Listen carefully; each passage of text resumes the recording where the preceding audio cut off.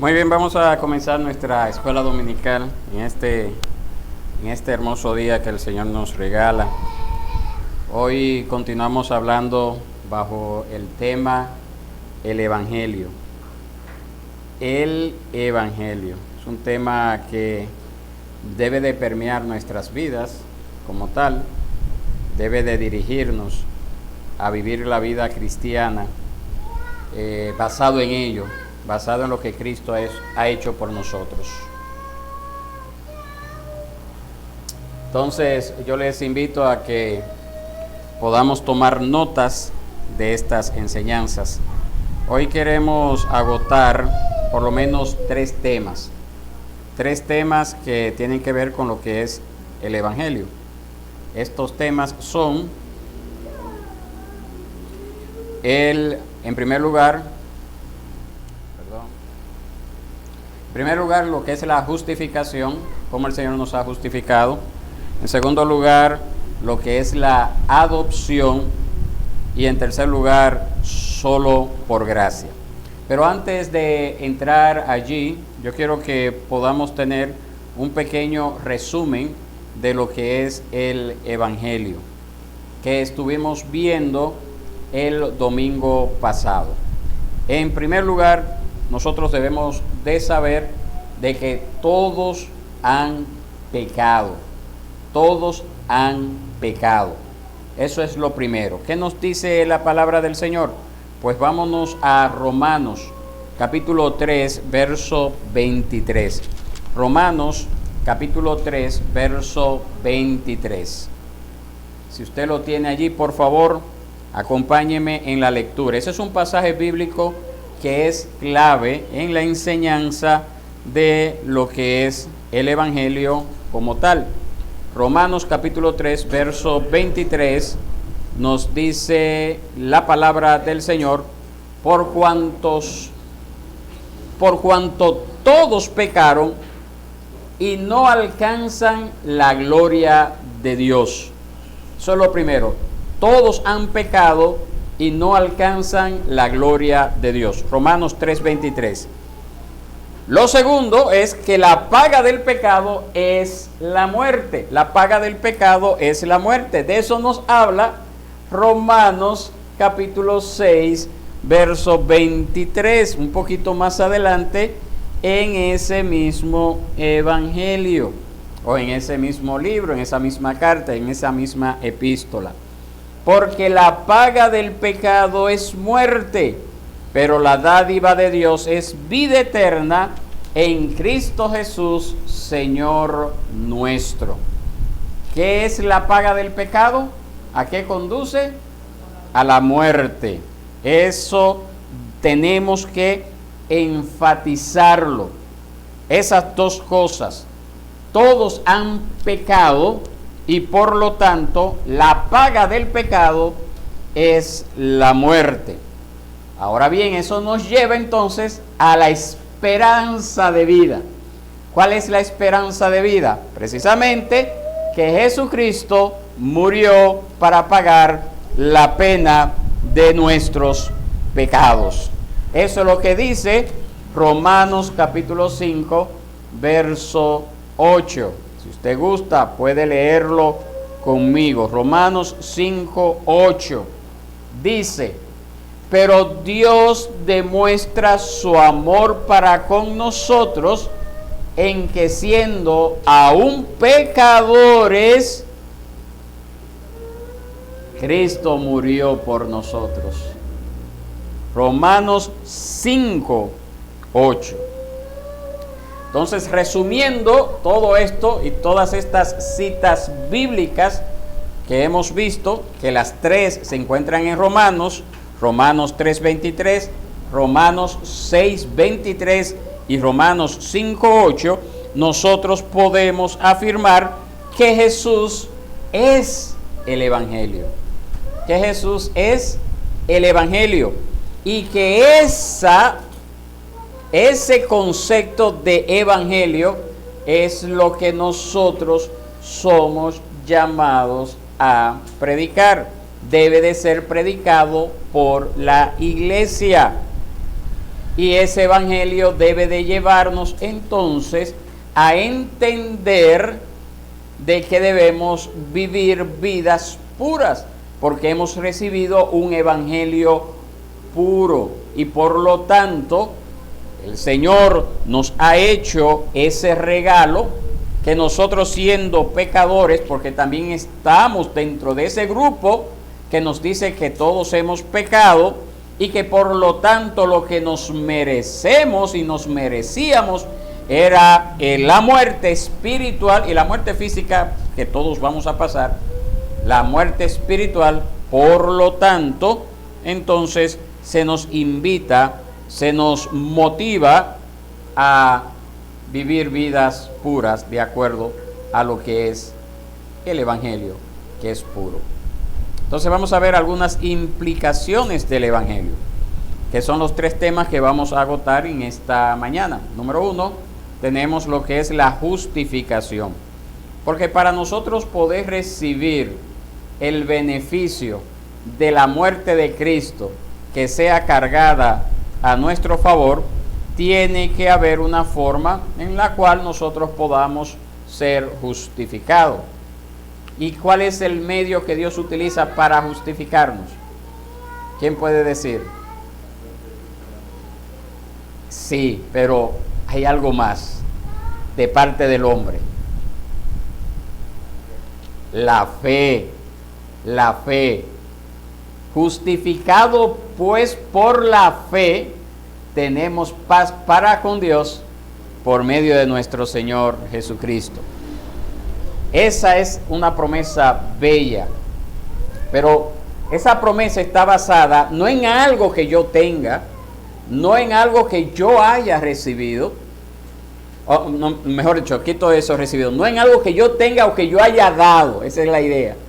No algo que yo haya dado, sino es algo que yo he recibido. Y eso que yo he recibido es la fe.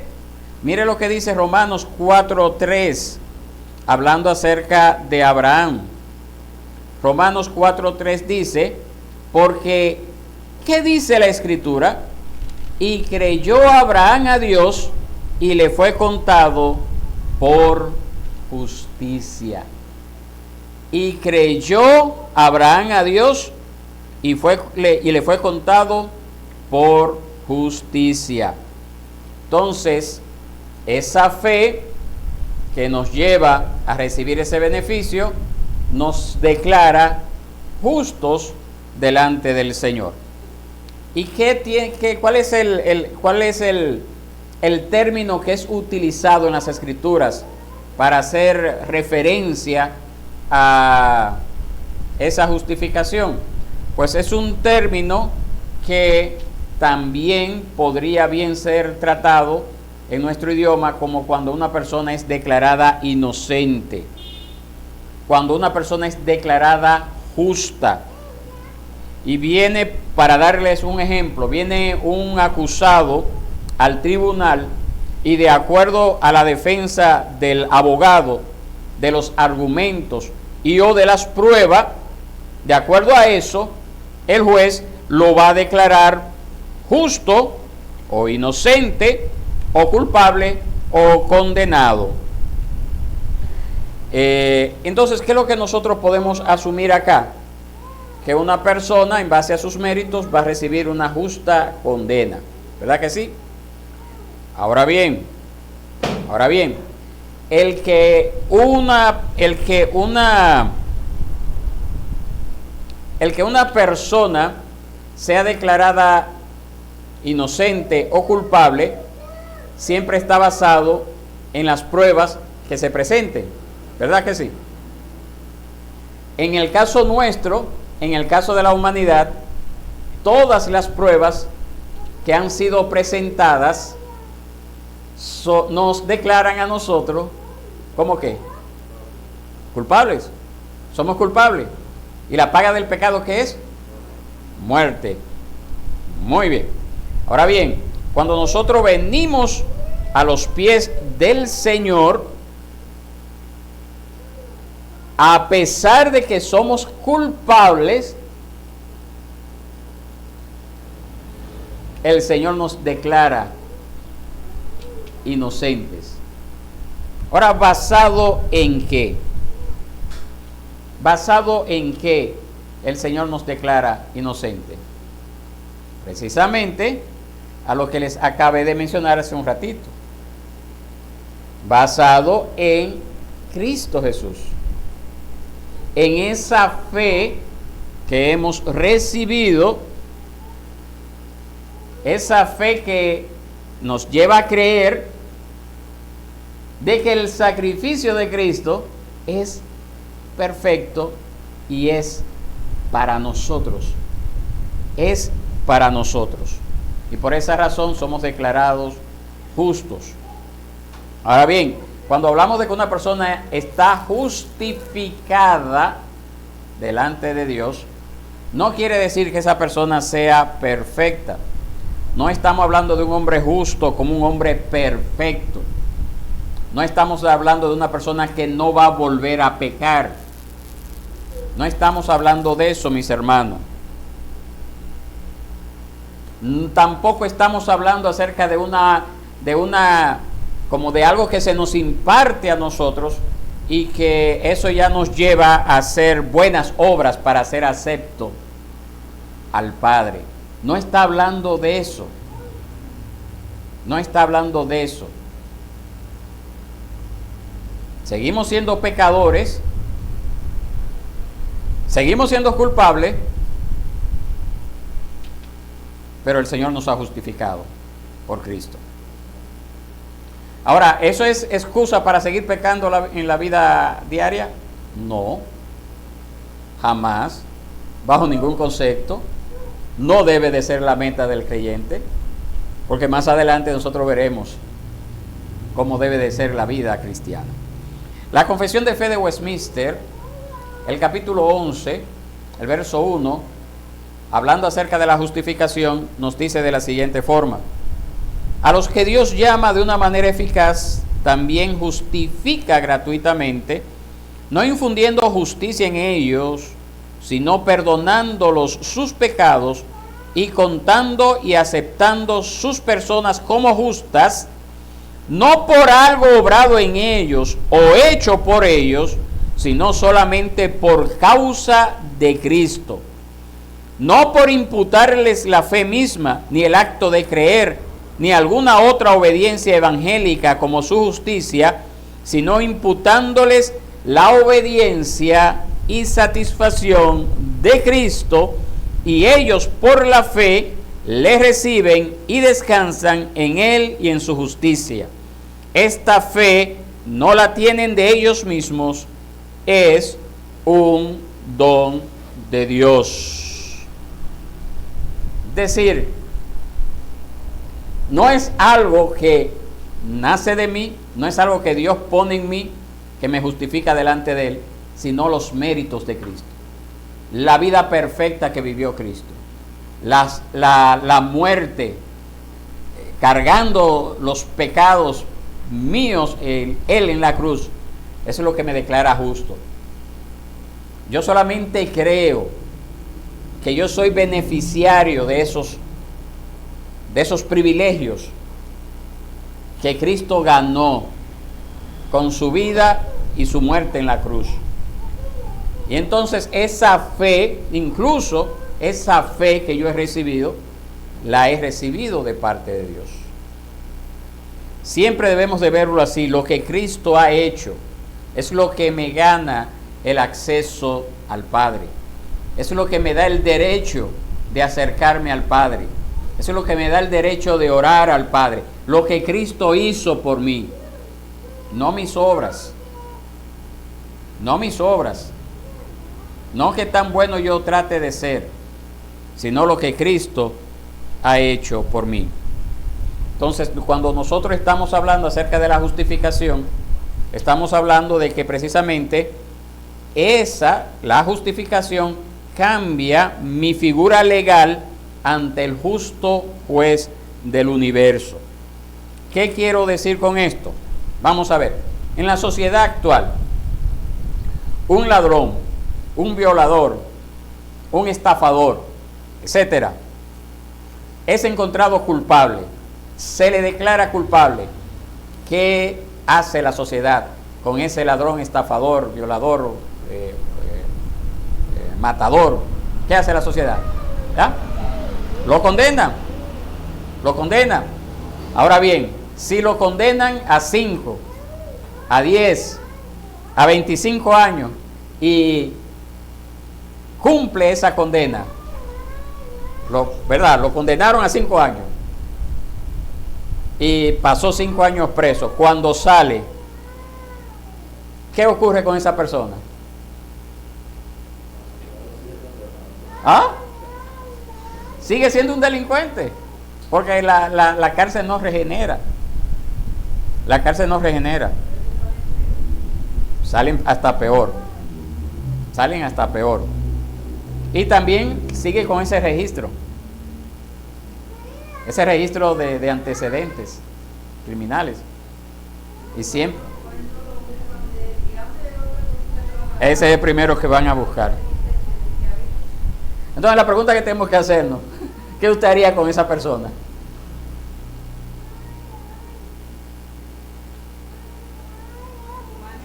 Sí, humanamente. Sí. Exacto. Exacto. Es así, mis hermanos. Exacto. Es así.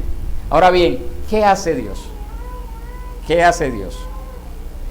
¿Qué hace Dios con ese ladrón, con ese violador, con ese estafador? Dios lo declara justo. Es decir, lo declara totalmente inocente. No hay registros, no hay nada. Delante de Dios ya esa persona es como, y realmente es así, es como una nueva persona. Y eso debe de llevarnos entonces a nosotros a reflexionar lo que Dios ha hecho por nosotros. Porque muchas veces tenemos la tendencia de evaluarnos con estándares que nos convengan. Si por ejemplo yo quiero conseguir algo como el político, el estándar es altísimo, yo soy lo mejor, ¿verdad?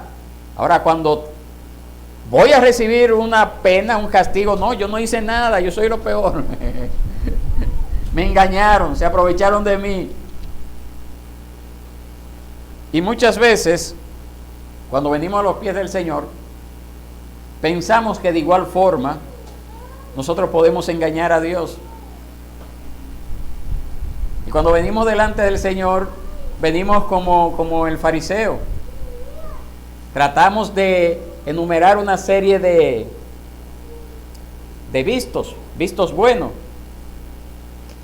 Como decía el fariseo, ayuno 2 veces a la semana, doy diezmo de todo lo que gano, no soy como el otro. Y hacen esa lista de chequeo. Pasé.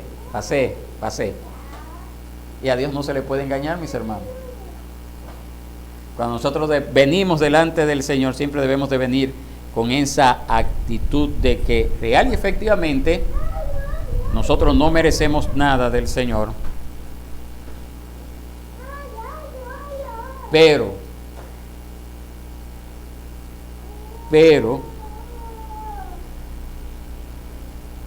hay alguien que sí merece todo de parte de Dios.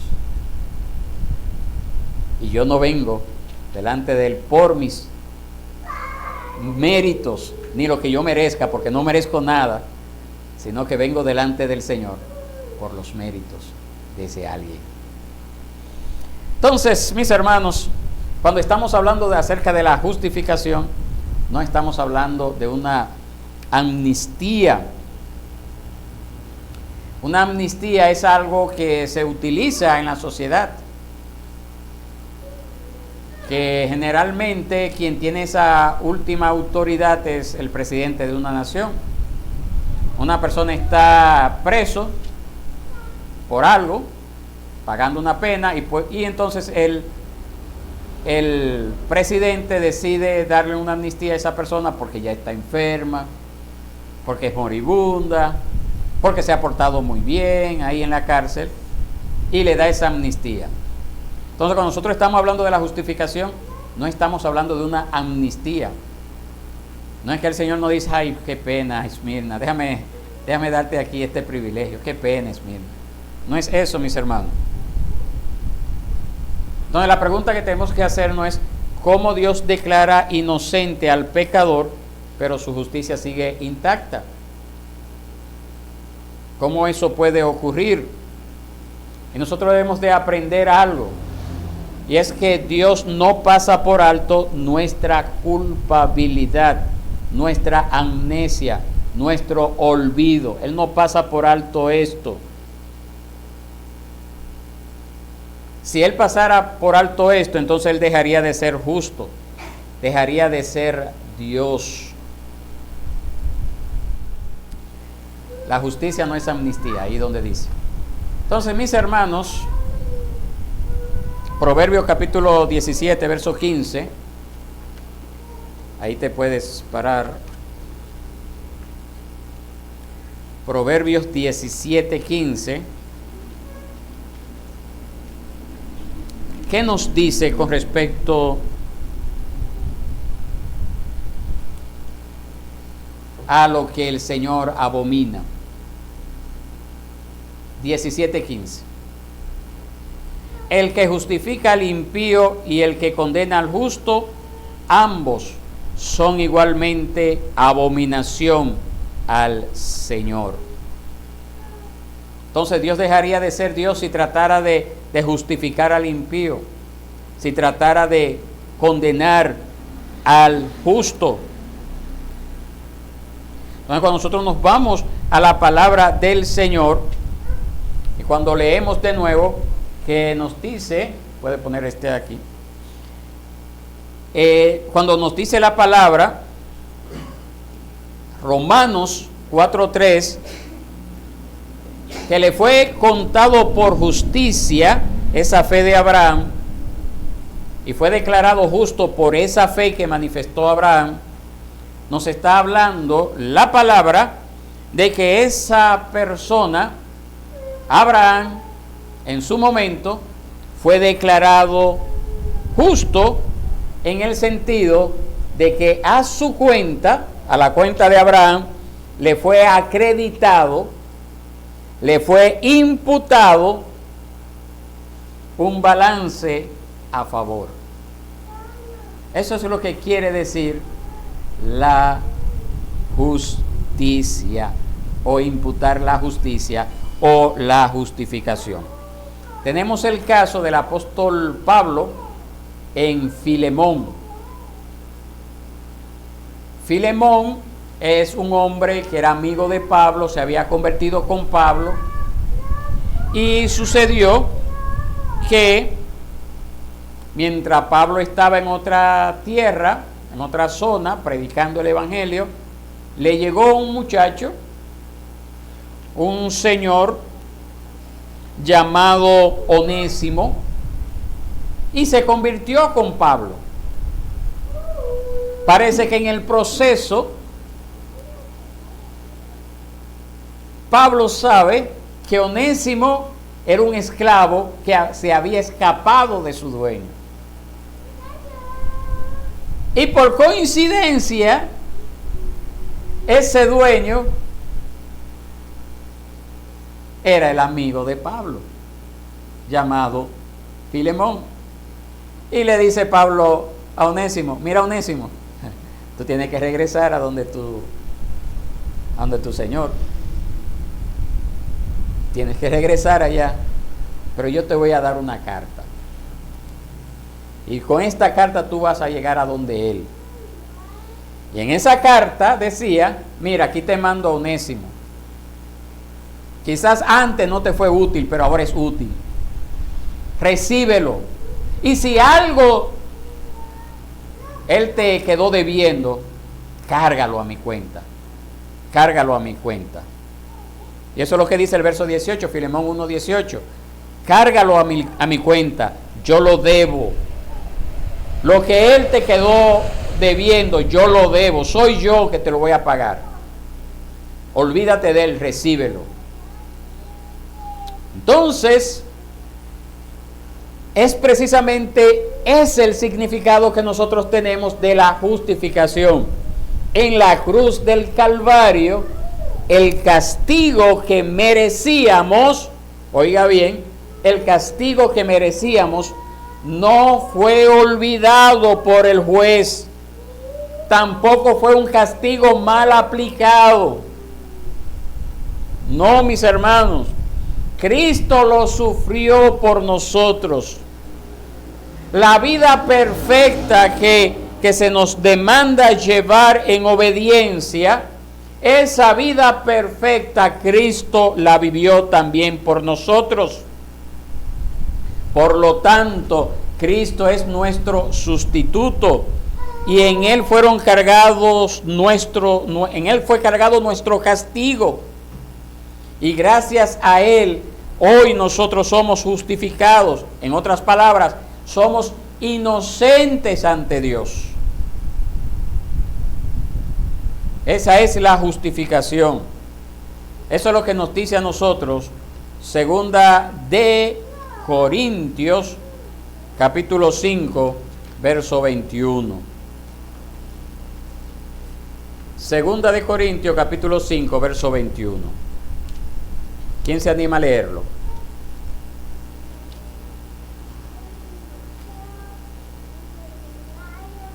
El primero que lo encuentre puede leerlo.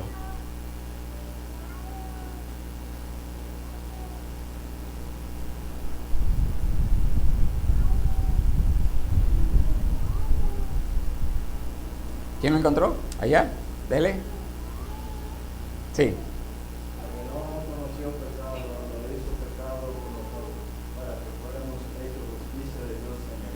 Exactamente. Eso es, mis hermanos. Al que no conoció pecado, ¿qué ocurrió? Lo hizo pecado por nosotros para que fuéramos hechos justicia de Dios en él. Entonces, en primer lugar, fuimos justificados, ¿verdad? Ahora, luego que somos declarados inocentes, ¿qué otra cosa hace el Señor? Puede pasar ahora. ¿Qué otra cosa nos hace el Señor? Luego que nos declara inocente. Ok, esa es la justificación. Es decir, la justificación es declararnos inocentes. ¿Ah? No, antes de eso. Antes de eso. ¿Ah? Sí, ya cuando nos declaró justo, ya fuimos perdonados. Ya somos inocentes. Puede poner, bueno, aquí arriba está. Sí, pero lo vamos a dejar así para que busquen la Biblia. Pensé apagar las luces, pero dije, no, vamos a dejarlo así para que también busquemos en nuestras Biblias, pues no se vería. Entonces, mis hermanos, el Señor nos adopta como hijos. Ese es el término, adopción. Adopción. Entonces ahí en Gálatas capítulo 3, verso 24 al 26, nos dice que la ley vino a ser nuestro guía para conducirnos a Cristo, a fin de que seamos justificados por la fe. Pero ahora que ha venido la fe, ya no estamos bajo el guía, pues todos ustedes son hijos de Dios mediante la fe en Cristo. ¿Qué es lo que está diciendo esto, mis hermanos? Que siempre, y ese es un pasaje bíblico que es clave para cuando nosotros presentamos el Evangelio a la gente. Primero hay que enseñarle a la gente las malas noticias. Las malas noticias. Hay que enseñarle a la gente la ley, lo que Dios demanda, para que una persona por sus propias obras o méritos pueda ser justificado. Perfección absoluta. Cumplir los 10 mandamientos a la luz del Nuevo Testamento. Y cuando vemos los 10 mandamientos, somos culpables de violar muchos de esos mandamientos. Pero nos dice la palabra que si quebrantamos un solo mandamiento, somos culpables de todos. Entonces esa es la ley. La ley nos muestra, ¿verdad?, que por nuestras propias obras nosotros no podemos estar de pie delante del Señor. Somos culpables. No alcanzamos el ideal divino, como dice la palabra. No hay forma, mis hermanos. Pero la ley lo que busca es llevarnos a Cristo. La ley lo que busca es precisamente que nosotros veamos nuestra condición y digamos, oye, necesito de alguien que me ayude porque por donde voy no voy para buen sitio, no voy para buena parte, no voy para buen lugar. Entonces, cuando nosotros vemos esto, mis hermanos, nos damos cuenta de que el Señor no solamente nos justifica, no solamente nos declara inocente, que es lo mismo, justificar es declarar inocente, sino que también nos adopta y nos hace participar de todos sus beneficios, de todo su reino eterno. Y eso no es por un tiempo determinado, sino es por toda la eternidad. Eso es lo que el Señor hace con nosotros. Esa es la obra que el Señor hace en nosotros. No nos deja huérfanos, sino que nos hace hijos suyos. Y esa es otra cosa que usted debe de entender, que la gente está confundida en el mundo. Satanás ha engañado los corazones de muchas personas, haciéndole creer que porque fuimos creados por Dios, pues todos somos hijos de Dios. Y no es así, mis hermanos. Los únicos hijos de Dios son aquellos que el Señor ha justificado. Son aquellos que el Señor ha declarado inocente, y no por sus obras, sino por los méritos de Cristo. No por sus buenas obras que pueda hacer después de haber sido adoptado, sino por los méritos de Cristo que hizo en el pasado, en el caso nuestro. Por la obra, por la vida perfecta que hizo Cristo en el pasado. Entonces, nosotros tenemos esa bendición de ser enemigos, hijos de ira, de ser personas merecedoras del castigo de Dios. Hoy somos sus hijos, hoy somos sus herederos. Ese es el privilegio que el Señor le ha dado a aquellos que han venido por la fe al Señor. Si usted ha venido por la fe al Señor, usted tiene un gran privilegio. Y usted debe de vivir de acuerdo a ese privilegio, a ese honor que el Señor le ha dado. Y debe de vivir la vida agradecida por ese privilegio que el Señor le ha dado. Y debe de vivir la vida entregada al Señor, porque le ha librado de la condenación del pecado, del infierno eterno. Debe de aprender a vivir, si todavía no lo ha aprendido a vivir, la vida con ese concepto, con esa idea, con ese razonamiento, para que todo gire en torno a ello. Segunda de Corintios, capítulo 5, ahí mismo donde estábamos, verso 16 y verso 17, nos dice la palabra de la siguiente forma: de manera que nosotros, de ahora en adelante, ya no conocemos a nadie según la carne, aunque hemos conocido a Cristo según la carne. Sin embargo, ahora ya no lo conocemos así. De modo que si alguno está en Cristo, nueva criatura es, las cosas viejas pasaron, ahora han sido hechas nuevas. Y podemos leer también el verso 15 que lo brinqué, y dice: y por todos murió, para que los que viven ya no vivan para sí, sino para aquel, como dice, que murió y resucitó por ellos. Entonces esa es la invitación, mis hermanos. Si hemos sido beneficiados de ese privilegio de ser hijos de Dios, de ser adoptados, de ser justificados, pues vamos a vivir para Él. Vamos a vivir conociendo su voluntad, no mi voluntad, no lo que yo entiendo que es la voluntad de Dios, sino la voluntad que Dios ha revelado en su palabra. Esa es la forma que el Señor encontramos, la única forma, la única vía que encontramos para conocer la voluntad de Dios, su palabra. Y el Señor nos dice ahí en ese verso 15, para que ya no vivamos el resto del tiempo para nosotros, sino para aquel que murió y resucitó por ellos, por nosotros. ¿Estaría usted dispuesto a vivir así el Evangelio?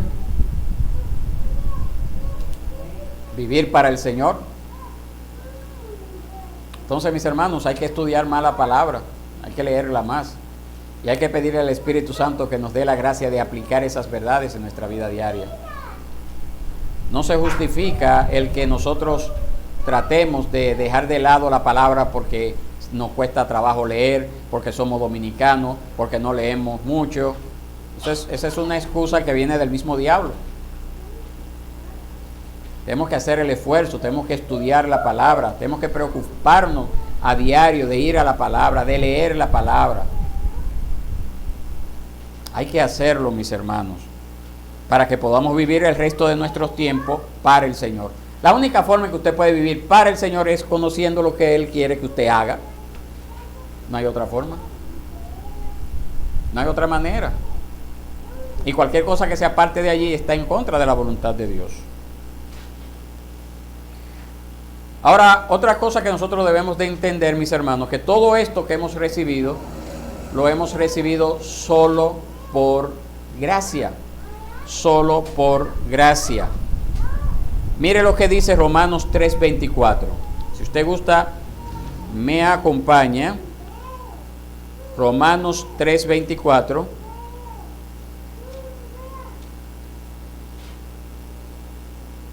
Mire lo que dice. Todos son justificados gratuitamente por su gracia, por medio de la redención que es en Cristo Jesús. ¿Qué es eso? Gracia. ¿Qué? Exacto. Un favor inmerecido, libremente, sin una causa. Eso es gracia. Cuando se nos da algo sin merecerlo, sin deberlo, de pura voluntad. Nosotros no encontramos en las Escrituras, mis hermanos, un solo pasaje bíblico que nos explique a nosotros por qué Dios ha decidido salvar a sus escogidos. Solamente podemos responder que Dios lo decidió de manera libre. Él así lo quiso y esta es la razón está en Él y no en nosotros. Por su gloria, para su gloria, Él decidió mostrar su misericordia y gracia en la perversidad del hombre. Eso es todo. Ahora a nosotros nos corresponde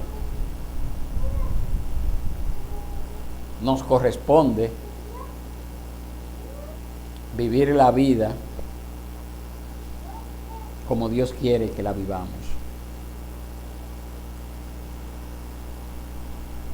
Entregados, entiendo yo,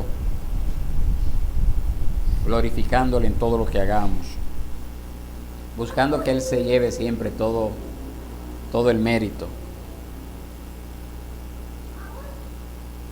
que Él sea el todo en todos nosotros. Esa debe de ser la vida, mis hermanos. Esa debe de ser la vida. Así que yo le invito a que consideremos esto. Vamos a dejarlo hasta acá y vamos a pedirle al Señor que nos conceda de una manera real el vivir el resto de nuestra existencia dándole gloria y honra al Señor por lo que Él ha hecho en nosotros. Amén. Vamos a